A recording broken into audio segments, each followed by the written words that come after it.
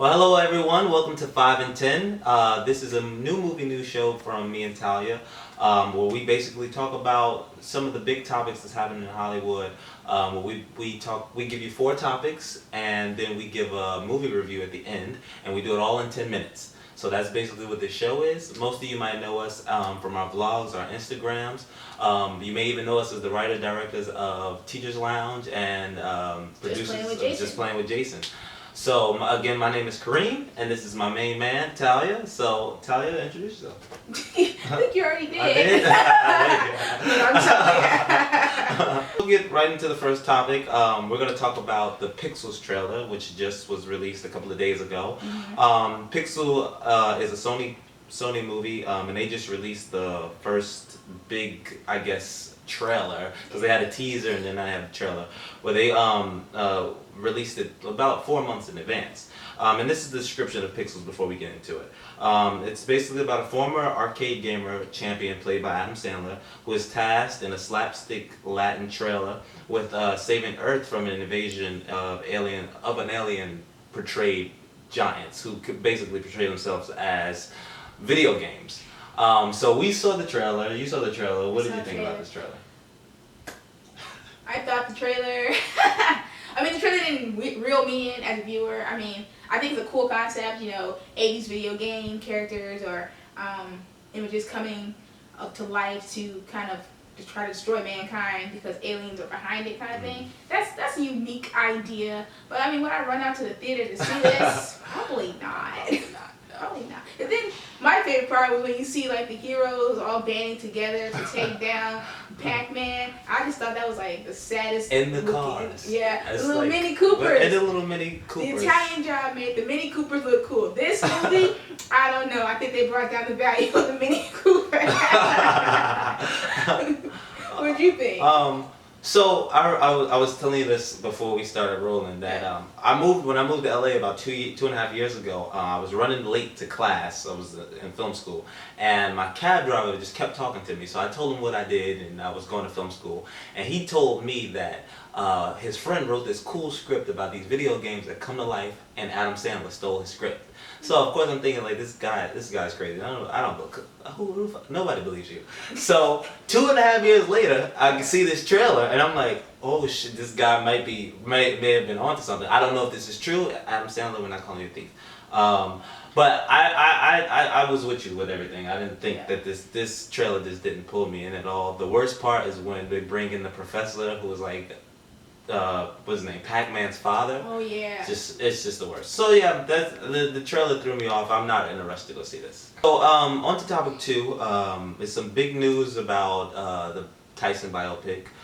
We heard a few months ago that Jamie Foxx was cast to play Mike Tyson in the biopic. Well, now Jamie Foxx is saying that it's been confirmed. He's confirming that Martin Scorsese will be directing him in this biopic, and this is to me this is a good thing. We know Martin Scorsese, what he did, Goodfellas, he just he is an all around great director. Yeah. And who better to direct Jamie Foxx in this film than Martin Scorsese? So when I heard this news, I was just mind blown. I was like, I thought Oscar. That's what I thought. Oscar Yeah, nomination is Oscar what I nomination, thought because we already know Jamie Foxx does a killer impression of Mike Tyson in a comedic way. he does. But he also proved himself when he did Ray. He took that Mhm. role on. He really engulfed himself in the character, and he brought Ray Charles to life, basically. Right. I think he can do the same thing for Mike Tyson. Honestly, I think it's going to be a new way of imagining Mike Tyson's life. I happened to see the documentary. Tyson put out the Tyson documentary, and I'm curious what information they're going to leave into the story and what information they're going to take out. Well, with Martin, he's gonna go all the way. We Yeah. just did Wolf of Wall Street. Oh, If you've seen yeah, that, he yeah. went all the way with Wolf of Wall Street. But here's two things that I thought about instantly. When we see Jamie Foxx actually play this character, will he be that funny? That little imitation that he does. Will we see that, or will it be deep drama? Will he get? He will. Jamie Foxx is besides Spider-Man. We won't talk about that. Yeah. Besides that performance of Spider-Man, Jamie Foxx is an all-around good actor. So I just hope it's not as comical. Yeah. I don't think it will be too comical, but I'm looking forward to seeing it, seeing their take on it, seeing their spin, and I'm curious what they want us to walk away with by telling the Mike Tyson story, honestly. It's going to be big Oscar buzz, so I think it's going to be good. Yeah.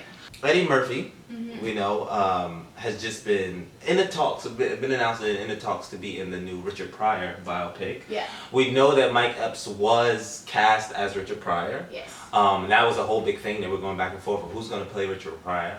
Eddie Murphy, maybe Eddie Murphy we know has been a big fan of Richard Pryor for years. Oh yeah. So he'd be playing the father of Richard Pryor. So Talia, you hear the news. What do you think?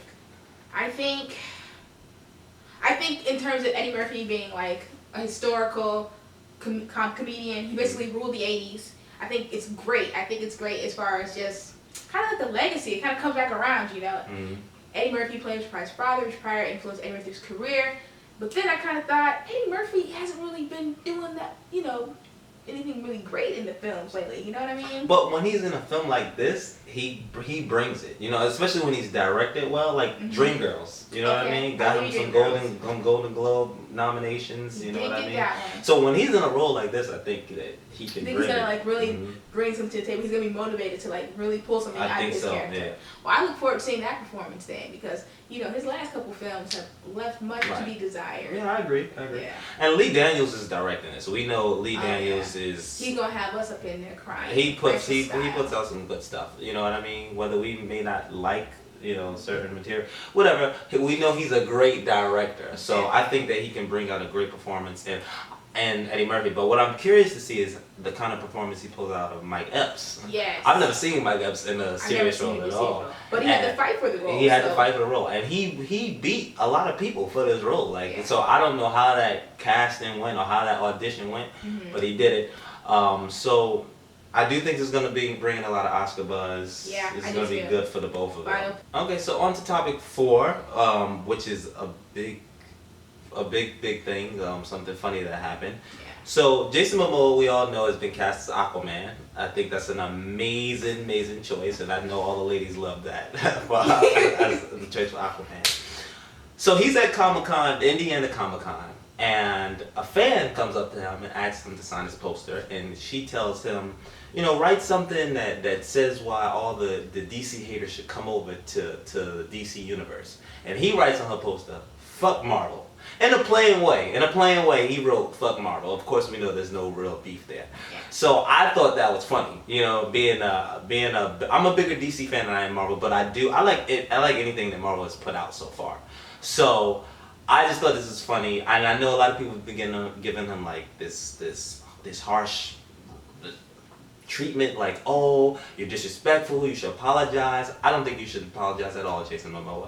What you did was funny. And how many times has Robert Downey Jr. come out and said so many things about The Dark Knight when The Dark Knight came out, which was an amazing movie, better than any Iron Man movie, in my own opinion. But I don't think you should apologize, Jason Momoa. It was funny, and I like to see this back and forth thing. Talia, what do you think? Yeah, I think a little bit of competition between DC and Marvel is awesome. Honestly, I don't think he meant anything like too serious about it. I'm sure he's seen a lot of Marvel movies. He's just being funny, doing something for the fans. He's giving the fans what they wanted. I'm happy to have you, Jason, playing Aquaman. I can't wait to see it. I'm gonna be there. I don't even, I don't really follow the history of the comic books, but you tell me Jason's in, I can be there. This is gonna be a good portrayal too of this Aquaman. We're not just gonna see some guy come out and talk to whales like beep beep beep whale, go fight Superman. It's gonna be him actually badass. Now we're on to the movie review, and the movie we chose to review this time was Cinderella. Fun family Disney film, and we both are gonna give basically our opinions on the movie. Talia, you saw the movie. What did you think? I thought it was good. It was really good. I mean, it's a Disney movie. It's a story I've seen so many times because since childhood you've been watching Cinderella forever. I had the book, I think, the pop-up book. I know the story inside and out. It's not my favorite fairy tale at all because I just really can't stand the stepmom, and I hate that Cinderella just never got mad. She just took it. So I thought it was beautifully shot. I love the set design. I love the costumes. I thought that Kate Blanchett did a pretty good job being an evil stepmother. I loved when Bellatrix showed up. Her real name, what's her real name? Like Laura? Helen Bowenham. I'm sorry if I'm messed up your name. We'll write your name below to give you your proper props. But I love her as an actress anyway. So anytime she pops up, I'm thrilled to see her. I mean, when I see it again, no. Is it fun for children? Yes. I mean, is it Maleficent? Good for adults? Good. No. I saw it and well done, Kate. Well done. You did a wonderful job in this film. Of course, we know Cinderella like the back of our hands. I don't think that you won't walk in and not know the outcome of this story. But I will say the performances in this film I thought were really good. Mm-hmm. I like to see two members of Game of Thrones in this movie, the prince and his servant, the big black dude, his servant. Mm-hmm. Also, the costumes were amazing. They were really nice, colorful royal blues and everything. And I'm like, if this costume designer does not win an Oscar or get nominated, yeah, then something is wrong with the Academy. I thought that again, for me, the big thing was the performances. Disney is smart. Whatever they're doing it smart. They're the only, come on, what company you know can remake their movies several times tell the truth and make billions of dollars put off them in of a ball. Re-release them. Re-release them. Big deal. Cartoon, live action. They do that, and good. Well done, Disney. I thought the movie was fantastic. So that wraps it up for us today on 5 and 10. This is our first trial. We hope we did a good job, and we hope you guys come back for more. You can look at the video, and you can see where you can follow us on Instagram and Twitter. Again, my name is Kareem, and this is Talia, and we're out.